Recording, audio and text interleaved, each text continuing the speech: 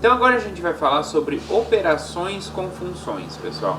Então, dadas duas funções, a gente consegue somar duas funções, a gente consegue fazer a diferença entre duas funções, conseguimos fazer o produto entre duas funções, o quociente entre duas funções, o produto de um número por uma função e, por fim, a gente vai ver o que significa a função composta também, quando que eu faço uma composição de duas funções. Tá? A composição seria como se eu aplicasse uma função, depois eu aplicasse outra função em cima daquele resultado obtido. Né? Então, eu estou compondo duas funções. Tá? Então, sejam f e g duas funções, então a gente define a soma f mais g. De que forma? Vai ser a função que leva cada x na soma do valor f de x mais o valor g de x. Então, é assim que a gente soma duas funções. Para cada elemento x no domínio, ele vai ser levado na soma dos valores f de x e g de x. A diferença f menos g vai ser a função que leva cada x em f de x menos g de x. Tá? Então eu estou subtraindo aqui os valores das funções f e g. Tá? O produto, né? Como que a gente pode definir o produto f vezes g? Então, como sendo o produto dos seus valores, né? F de x vezes g de x. Então, a função que leva cada x neste produtinho, a gente chama de função produto aqui de f por g.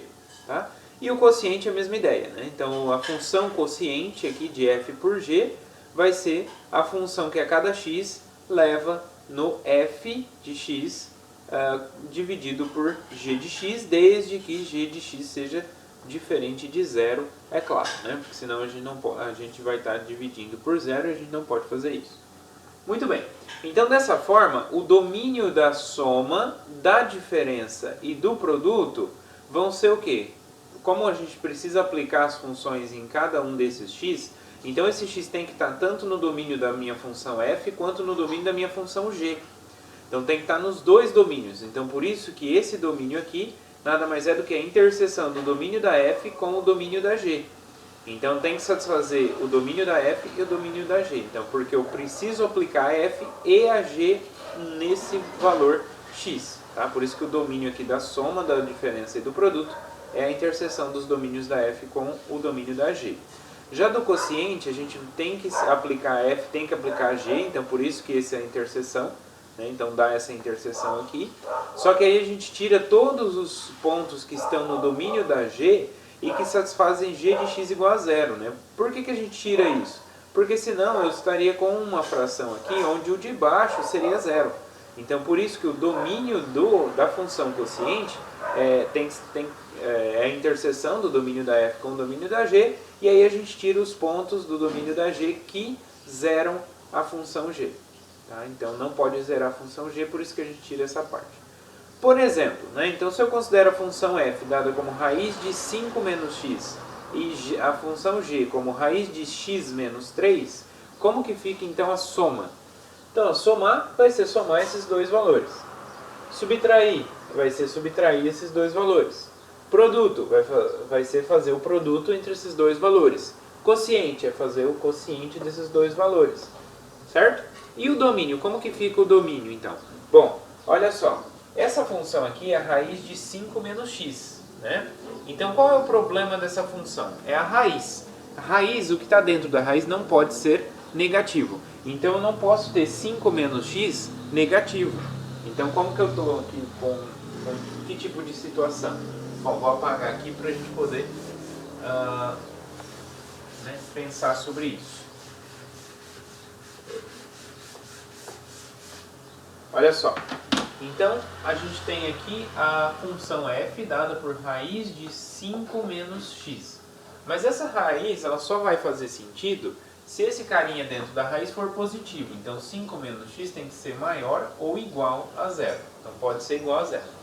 Ok, bom, então quais são os x que satisfazem essa equação? Então por isso que é aquela primeira parte na primeira aula de estudar em equações. Tá? Bom, aqui então eu posso passar esse 5 para o lado de lá, então menos x é maior ou igual a menos 5, tá? Passei lá do lado de lá. Só que a gente não quer isolar o x, né? Quer dizer, a gente não quer o valor de menos x, a gente quer o valor de x. Então, para consertar isso, eu multiplico dos dois lados por menos 1. Mas multiplicar pelos dois lados por menos 1, lembra, é negativo, né? E quando eu multiplico uma inequação por um número negativo, inverte o sinal da desigualdade. Então, fica x menor ou igual a 5. Então, ou seja, são todos os números que são menores ou iguais a 5. Então, qual é o intervalo que vai satisfazer esse? Então, por isso que o domínio da minha função, ela vai vir lá de menos infinito e vai até 5. Então, todos os números são menores ou iguais. Então, eu fecho lá no 5. Tá? Então, todo é o intervalo que vai lá do menos infinito até 5 é o domínio dessa minha função, exatamente por essa condição de quem está dentro da raiz tem que ser positivo, tem que ser maior ou igual a zero. Ok? E no segundo caso, da g? No caso da g, a gente tem a raiz de x menos 3. Então, x menos 3 tem que ser maior ou igual a zero. Isolando o x, então a gente tem que o x é, passando o 3 para o lado de lá, o x tem que ser maior ou igual a 3. Então, o domínio, né? Então, os pontos que satisfazem essa equação vão ser quem? Todo mundo que é maior que 3, né? Então, de 3 até mais infinito. E fecha no 3 porque tem um igualzinho aqui, tá? Então, esse aqui é o domínio da minha função g. Ok? Então, quem é a interseção, né? Por quê? Porque a soma, né? Soma, subtração, produto e o domínio dessas três aqui é só fazer a interseção entre os domínios, né? Da f e da g. Então, o domínio da f interseccionado com o domínio da g, ele vai ser, então, de menos infinito até 5, interseccionado com 3 até mais infinito. Muito bem. Então, vamos ver. Quando a gente faz intersecção, é aquela ideia, eu tenho que observar, se a gente faz o desenho geométrico lá na reta, né, a representação geométrica desse intervalo, a gente tem que ver que parte que está destacada nos dois, né? Então vamos fazer isso, ó. Olha só. Então temos essa intersecção aí, tá? Então vamos desenhar. Então primeiro o domínio da f. O domínio da f na reta, então eu precisei aqui do ponto 5. Então vou marcar o 5 aqui, tá? E aí o 3 aqui, tá? Que são os dois pontos de destaque aqui. Muito bem. O domínio da f, então, inclui o 5 e vai até menos infinito. Então, vou desenhar uma bola fechada aqui no 5 e vou destacar todo mundo para cá. Ok. Então, esse é o domínio da f. O domínio da g, quem é? Então, eu vou fazer os mesmos pontos aqui, ó. Aqui é o 5, aqui é o 3. O domínio da g, ela inclui o 3, então eu vou desenhar uma bolinha fechada aqui no 3, e todo mundo acima de 3, então eu vou destacar aqui todo mundo para cá. Ok? Então qual é para saber a intersecção, então domínio da f interseccionado com domínio da g, o que a gente faz? A gente observa onde que eu destaquei os dois, né? Então, por exemplo, ó, o 3 está aqui? Tá, porque está destacado. O 3 está aqui? Tá, porque está destacado. Então quer dizer que o 3 está na intersecção. Então se está nos dois, está na intersecção. Isso que significa intersecção. Tem que estar nos dois. Tá? E o 5? O 5 está aqui? Tá. O 5 está aqui? Tá. Então está nos dois. Então eu vou ter ele na intersecção também. Tá? E agora esse pedaço aqui, ó. Esse pedaço entra? Não, porque não entrou aqui. Então não entra. Aqui, entre 3 e 5, entra? Entra, porque aqui eu destaquei e aqui eu destaquei. Então está destacado nos dois. Então esse intervalo entra. E aqui, esse trecho aqui acima de 5 entra? Não, porque aqui não entrou. Né? Tem que estar nos dois ao mesmo tempo. Ou seja, então essa intersecção aqui nada mais é do que o intervalo fechado em 3 e fechado em 5. Então é esse intervalo fechado de 3 a 5. Essa aqui é a intersecção. Tá? Então, por isso que o domínio da minha função soma, diferença e produto é esse intervalo fechado de 3 a 5. Tá? E agora no domínio do quociente a gente tirou o 3? Por que a gente tira o 3, pessoal? Porque olha só, na g, quando a gente colocar x igual a 3, vai ficar 3 menos 3, 0, vai ficar raiz de 0. Então ela vai zerar o denominador. E a gente não pode deixar que isso aconteça. Então a gente tem que tirar esse elemento. O 3 é o único que zera embaixo, né? Porque x menos 3 igual a zero, só se o x for zero, ok? Só se o x for 3, desculpa. Então, só se o x for 3 para zerar aqui o denominador. Então, eu vou tirar esse ponto. Então, por isso que é um intervalo aberto em 3, fechado em 5. Ok? Então, essa aqui é a ideia, pessoal. Bom, agora a gente tem outra definição aí, né? Então, esse def aqui, que já apareceu nas outras aulas, é a abreviação de definição, tá? Então, eu vou considerar k um número real qualquer, tá? E f uma função. Então, a gente vai definir o produto, né, desse número real por essa função. Como que a gente define?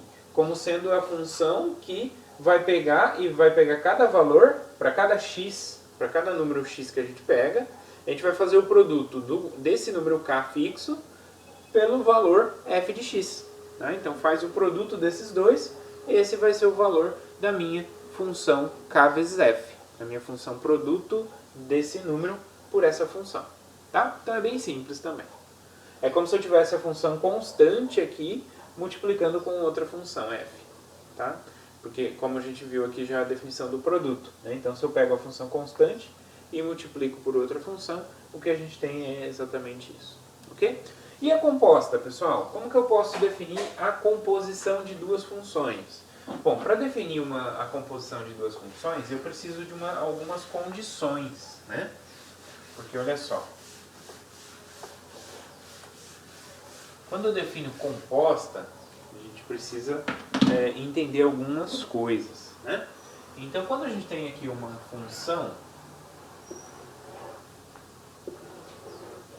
então eu tenho um conjunto A, um conjunto B e um conjunto C.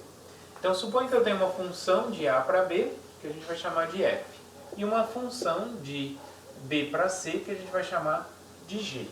Tá? Então essa função f vai pegar esses pontos aqui e vai associar aqui em certos valores. Né? Sei lá, por exemplo, chegou nesses dois. E aqui a gente vai ter a função g, né, que vai pegar esses valores e vai levar em outros pontos. Né? Por exemplo. Tá? Então aqui é a nossa função f e aqui é a nossa função g. Tá?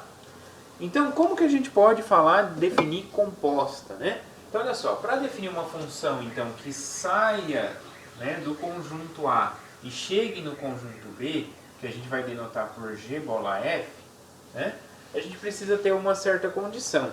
Que condição é essa? Olha só, aqui tá vendo que a g, ela parte de alguns pontos onde a f não chega? Né? Ela parte de alguns pontos. Isso pode acontecer? Não. Por quê? Porque senão, quando eu venho aqui, né,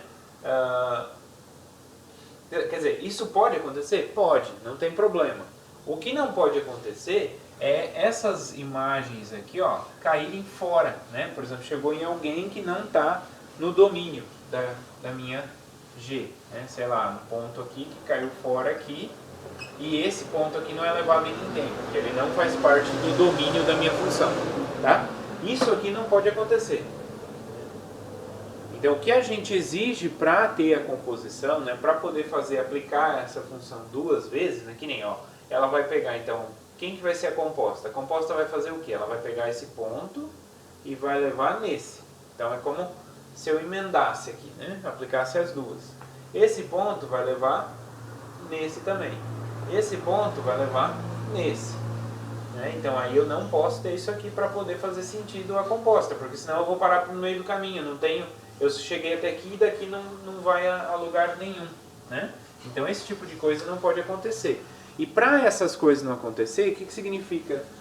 O que a gente pede? A gente pede que a imagem dessa função, da primeira aqui, ó, que é exatamente esses dois pontos aqui, então essa daqui é exatamente a imagem da minha função, ela esteja contida no domínio da minha G. Ou seja, eu vou aplicar f, né? E depois os pontos onde eu cheguei, aqueles pontos onde eu cheguei eu posso aplicar G. É isso que a gente precisa. Então a gente precisa que a imagem da minha primeira função esteja contida no domínio da segunda, para fazer sentido, né? porque eu vou querer aplicar G nos elementos que vieram lá da F, né? Essa que é a ideia de composição, tá? Então, aqui a gente falou em termos de conjuntos, né? Mas aqui a gente fala já em termos de subconjunto dos números reais. Então, seja f uma função definida num certo conjunto, que a gente chama de df, que é o domínio da f, chegando em R, e g no domínio da g até em R. E supõe, então, que a imagem da f está contida no domínio da g, exatamente por essa razão, para eu poder aplicar a função g nos pontos que vieram lá pela f. Tá?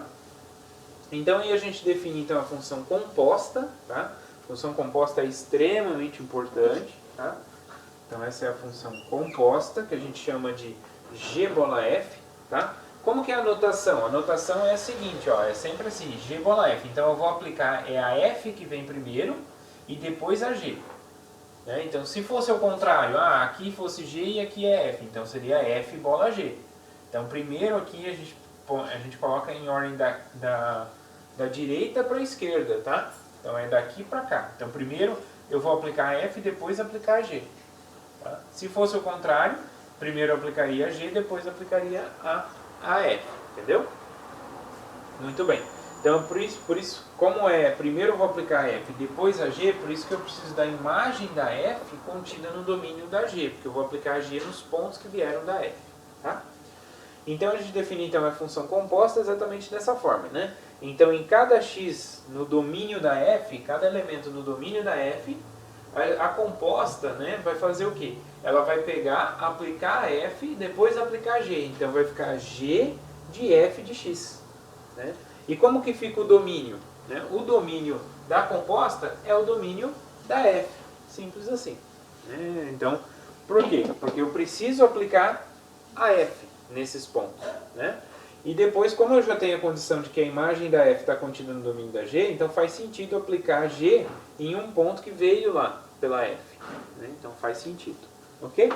Então a composta é exatamente isso. Eu aplico uma função, depois eu aplico a outra em cima dela.